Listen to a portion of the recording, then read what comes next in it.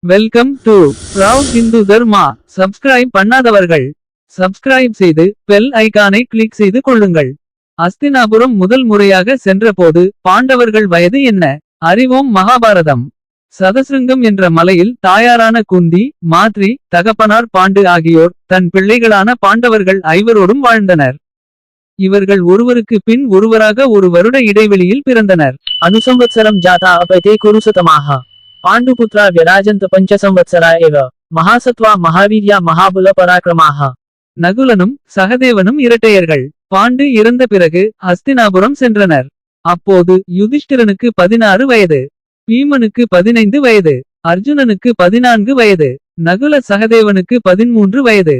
जगामहास्तिनपुरं षोडशाब्दो युधिष्ठिरः भीमसेनः पञ्चदशो बीभत्सुर्वै चतुर्दशः त्रयोदशाब्दौ च यमौ जग्मतुर्नागसाहवयम्.